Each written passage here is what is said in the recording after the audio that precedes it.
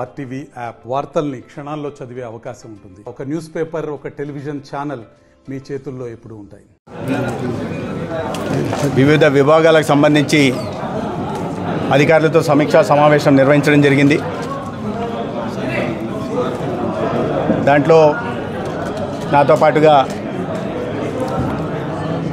మంత్రివర్యులు సవితమ్మ గారు, ఇతర ప్రజాప్రతినిధులు కూడా పాల్గొన్నారు. ముఖ్యంగా వ్యవసాయం, ఆరోగ్యం, విద్య, నీటిపారుదల, పరిశ్రమల శాఖకు సంబంధించిన విభాగాలకు సంబంధించి సమీక్ష నిర్వహించడం జరిగింది. అనేక విషయాలు అధికారులు చెప్తుంటే దిగ్భ్రాంతికర వాస్తవాలు బయటకు వస్తూ ఉన్నాయి.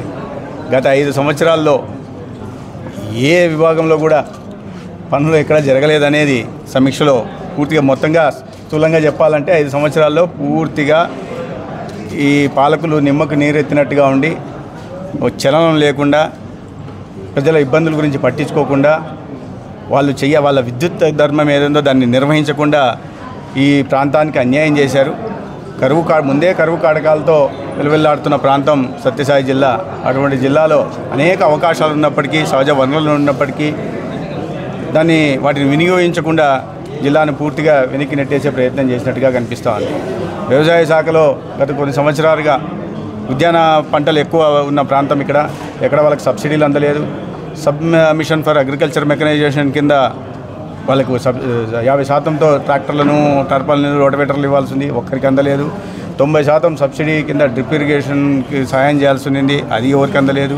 చూస్తుంటే లెక్కలు చూస్తుంటే పేపర్ మీదే లేవు, పేపర్ మీద పెట్టడానికే లేవు. అదేవిధంగా గ్రామీణ ప్రాంతాల్లో సాగునీటి కోసం కానీ, పెండింగ్ ప్రాజెక్టులు కానీ ఎక్కడ పరిహారం చెల్లించకుండా ప్రాజెక్టు మొదలు పెట్టుండగా, అంటే కాంట్రాక్టర్లకు మేలు చేయడం కోసం జిల్లెడబండ లాంటి చోట ఆ గ్రామంలో పరిహారం చెల్లించకుండా, పునరావాసం కల్పించకుండా, ఒక్క పైసా కూడా చెందకుండా పోలీసులను అడ్డం పెట్టుకొని దౌర్జన్యంగా ఆ భూముల్ని సేకరించి దాని తర్వాత కాంట్రాక్ట్గా అట్టబెట్టడం, అది కూడా ఆయన గత ముఖ్యమంత్రి గారికి వ్యాపార భాగస్వామిగా చెప్పబడుతున్న ఇంకో రాష్ట్రానికి సంబంధించిన నీటిపారుదల శాఖ మంత్రి 650 కోట్లు ఆయన కట్టబెట్టే ప్రయత్నం చేశారు.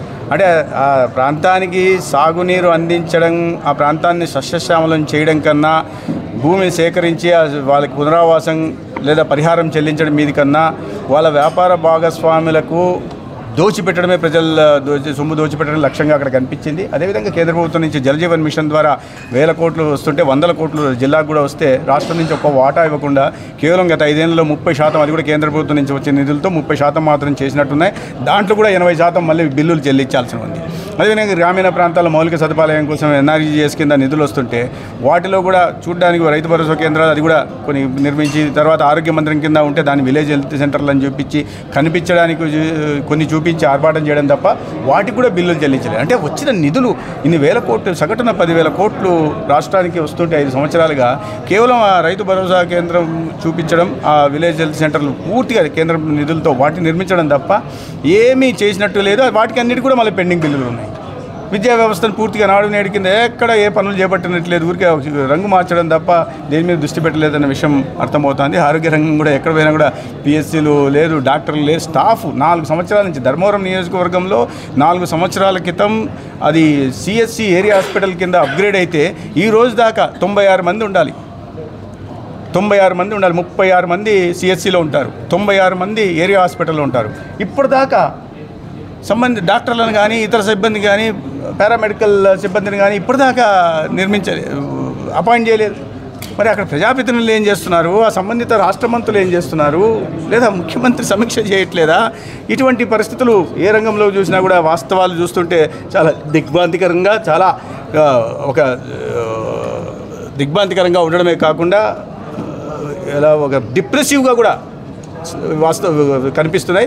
అధికారులు కూడా మరి ప్రజాప్రతినిధులు ఇక్కడ ఉన్న వాళ్ళు ఏం చేశారు, మంత్రుల మీద ఎందుకు ఒత్తిడి చేయలేదు, అధికారుల మీద ఎందుకు ఒత్తిడి చేయలేదు, ఈ పనులు ఎందుకు చేయలేదు, అధికారులు కూడా ఎందుకు వీటిని గతంలో ప్రభుత్వం ఎలా ఆడమంటే అలా ఆడే ప్రయత్నం చేశారు అనే విషయం కూడా చూడాల్సి ఉంది. అనేక చోట అనేక అక్రమాలు జరిగినట్టుగా తెలుస్తున్నాయి.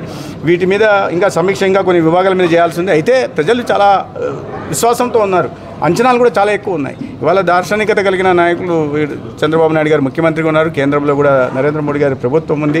రెండు ప్రభుత్వాలు చేస్తే కొన్ని వారు ఏదైనా తిమ్మిని బమ్మి చేయగలరని చూస్తున్నారు. కానీ ఈ ఆర్థిక విధ్వంసం ప్రజల్లోకి వెళ్ళకపోతే వాళ్ళకి అంచనాలు తగ్గట్టుగా ప్రభుత్వం నడుచుకోవడం కష్టమవుతుందేమో. ఎంత దార్శనికత కలిగిన నాయకత్వం ఉన్నప్పటికీ కూడా కొన్ని లక్షల కోట్లు అప్పు ఉండి ప్రతి విభాగంలో కూడా చెల్లించాల్సిన బిల్లులే, పెండింగ్ బిల్లులే వేల కోట్లు ఉంటే కనీసం దీన్ని సరి చేయాలంటేనే 10 సంవత్సరాలు పట్టే పరిస్థితి ఉంది. వీటిని అయితే అయినప్పటికీ కూడా ఈ ఒడిదుడుకుల్ని, ప్రతికూలాలని ఎదుర్కొంటూ ఈ సవాళ్ళను కూడా స్వీకరిస్తూ ఈ ప్రజాప్రభుత్వం తన పని చేస్తుంది, ప్రజలకు ఆలంబనంగా నిలుస్తుంది, ఒక పారదర్శకమైన ప్రజారంజక పాలన అందిస్తుంది.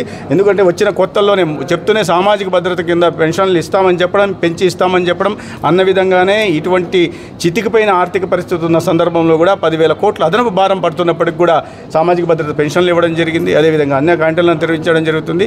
ఇదే విధంగా ప్రజాహితం కోసం తీసుకునే నిర్ణయాన్ని కూడా క్షేత్రస్థాయిలో పూర్తి చేసే ప్రయత్నం కూడా ప్రభుత్వం చేస్తుంది చంద్రబాబు నాయుడు గారి నాయకత్వంలో. అయితే ప్రజలు ఈ వాస్తవాలు అయితే తెలియాల్సి ఉంది. ప్రజలు దానికోసం మీడియా మిత్రులను కూడా వేడుకుంటున్నది ఏంటంటే ఈ జరుగుతున్న వాస్తవాల్ని ప్రజల్లోకి విస్తృతంగా తీసుకెళ్లాల్సి ఉంది. ఇవాళ వాస్తవ పరిస్థితులు వాళ్ళ ముందర పెట్టి ఎక్కడ ఉన్నాం మనం, దీన్ని సరి చేసుకుని పైకి రావాలంటే ఎటువంటి కష్టం ఎదుర్కోవాల్సి వస్తుంది, ఎటువంటి సవాళ్ళు ఉన్నాయనే విషయాన్ని కూడా ప్రజల్లోకి తీసుకెళ్లాల్సిన